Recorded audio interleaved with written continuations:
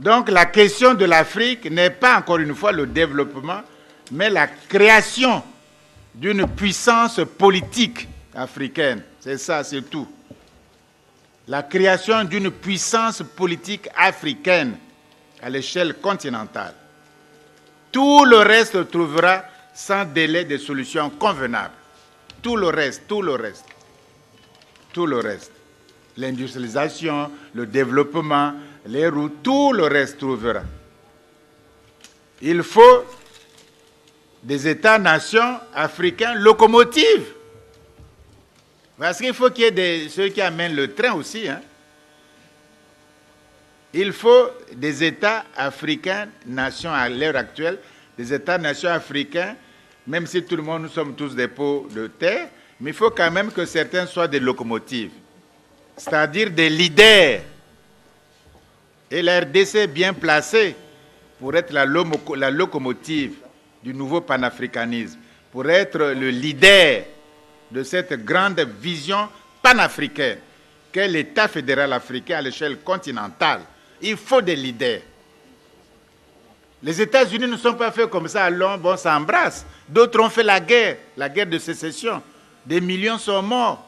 Mais Franklin, qui était le plus vieux, avec 81 ans, les plus jeunes, Hamilton, juriste à New York, Madison, qui deviendra le 4e président américain, n'avait que 34 ans. Donc ce sont les jeunes qui ont fait les États-Unis.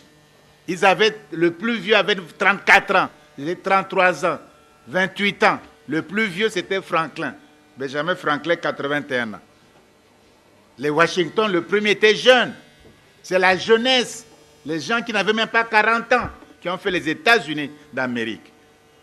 Et contre les autres, mais ils étaient leaders. Il faut être le leadership. Tout le monde vous combat. Mais si vous êtes décidé et vous avez bien vu une belle vision, un bel avenir, il y a des risques à prendre, mais tout le monde vous dira la chrétienté, c'est la même chose. Je vais vous dire le crème de la chrétienté. L'apartheid, qui va aller combattre l'apartheid? Ils ont tué les Steve Biko, ils ont tué les Mandela, mis en prison. On ne peut pas aller contre eux, mais où nous en sommes aujourd'hui? Parce qu'il y avait des leaders. Mais il n'est jamais trop tôt. Oh, c'est trop tard, c'est trop tôt. Il n'est jamais trop tôt. Il n'est jamais trop tôt pour écrire l'histoire de l'Afrique en Afrique, par les Africains, pour les Africains. Voilà ce que disait Lumumba. Écrire l'histoire de l'Afrique, non pas à Washington, à Bruxelles ou à Paris. Écrire l'histoire de l'Afrique en Afrique, par les Africains eux-mêmes. Ils sont assez intelligents pour le faire. Et pour eux-mêmes. Dans un monde d'ailleurs, si complexe. Le monde est tellement complexe, chacun a ses problèmes, les guerres par-ci, le nucléaire par-là, mais qui va s'occuper de l'Afrique? Le monde est si difficile aujourd'hui. Et il est en perpétuelle crise. Crise politique, crise financière, crise économique, crise morale, crise spirituelle. Mais qui va s'occuper de vous? Mais chacun s'occupe de lui-même.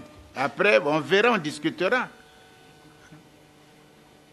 Bon, dans le livre « L'État fédéral », de l'Afrique noire, la seule issue, j'ai tenté, après Dubois, parce que ce n'est pas nouveau, Marcus Garvey, Kwame Nkrumah, Lumumba, Cheikh Anta Diop, etc., j'ai essayé d'esquisser de façon assez précise, ça on ne peut pas le dire ici, c'est un peu technique, de façon assez précise, les contours et les fondements politiques. Politiquement, comment faire pour arriver à cet État fédéral? Bon. Le développement, à la base, c'est l'énergie. Bon, quels sont les potentiels énergétiques du continent africain? Mais le continent africain, potentiellement, au point de vue énergétique, mais on est les premiers dans toute l'histoire de l'humanité. Rien qu'Inga ou le lac Turkana, ça suffit même. Parce qu'on a des réserves de des milliers de milliards de kilowatts. Toute l'Afrique. Donc on a l'énergie est là. Les fondements économiques, les matières premières sont là aussi. Parce que tout ce que nous avons, on prend ici, on fabrique, on nous renvoie. Donc les matières premières sont là. Il y a l'énergie et les matières premières. Il suffit qu'on ait des techniques, des techniciens, des industriels. Donc il y a des fondements industriels, communicationnels. Ça serait même faire bâtir un pays 10 fois plus grand que les États-Unis, 3 fois plus que la Chine. On sera encore les premiers, le berceau de l'humanité, encore le premier de l'humanité. C'est l'histoire.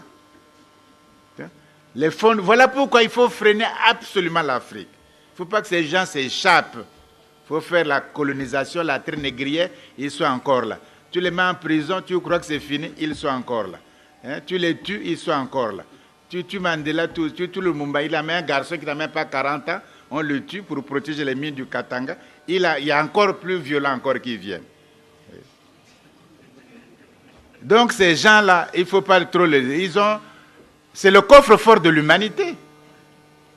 Donc aujourd'hui, la lutte, c'est l'Asie veut l'Afrique, le bloc atlantique occidental veut l'Afrique. Et nous, on serait écartelés, martyrisés encore. On va faire le bonheur de l'Asie, ils prennent tout. On va continuer à faire le bonheur de l'Occident, il faut prendre tout. Et nous-mêmes, des miettes. Oh chef, ceci, président, ceci, il est ministre, il est ceci. Non, ça suffit. C'est ça le problème, cette puissance continentale africaine, même si on ne fait pas, on est trop vieux, mais il faut lancer, la jeunesse doit le faire, qui assurera la libération définitive des peuples africains. Se libérer n'est pas être contre les autres, au contraire. Puisqu'ils sont libres, nous sommes libres, on coopère. La libération de l'Afrique ne veut pas dire tuer les autres. Ils sont libres, c'est des peuples libres. Mais nous aussi, nous voulons être des peuples libres. On collabore entre peuples libres et peuples libres. Ce n'est pas entre peuples libres et peuples esclaves. L'Afrique est immense géographiquement. 3 fois la Chine. Et l'Afrique est nombreuse démographiquement. Bientôt plus d'1 milliard. Mais alors, quelles sont les ambitions? Donc vous avez un grand pays géographiquement. Et vous êtes nombreux. Et vous n'avez pas d'ambition. Mais enfin, ce n'est pas normal. Hein? Donc un grand continent sera gaspillé. Géographiquement, c'est 3 fois la Chine, c'est 10 fois l'Afrique noire. C'est grand, c'est grand. Tous les climats, les forêts, les savanes, les Sahel, les lacs, les fleuves, on a tous les climats.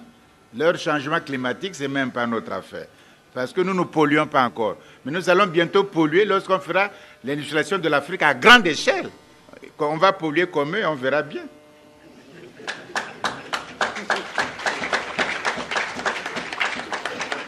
Ça, on est quand même intellectuel. Nous, notre rôle, c'est intellectuel. Donc, l'Afrique est immense géographiquement. L'Afrique est nombreuse démographiquement. Et qu'est-ce que vous allez en faire? Les intellectuels africains. La jeunesse africaine. On est intellectuel, on est payé pour ça. Donc un pays grand qui a tout géographiquement, je ne parle pas des mines même, je veux dire minièrement, l'Afrique est le coffre-fort de l'humanité. Vous avez tout, vous êtes grand espace, ailleurs il n'y a même pas d'espace, vous avez l'espace qu'il faut, ce n'est pas peuplé, bon, vous êtes nombreux, mais ce sont des données fondamentales. Qu'est-ce que nous faisons avec ces données? On laisse ces données-là, on perd le temps de la bonne gouvernance, corruption, mais les plus corrompus, ceux qui parlent de corruption, c'est les plus corrompus. Voilà. C'est tout. Hein? Et chaque fois qu'un Africain, politique ou leader ou intellectuel veut faire quelque chose, il faut le combattre.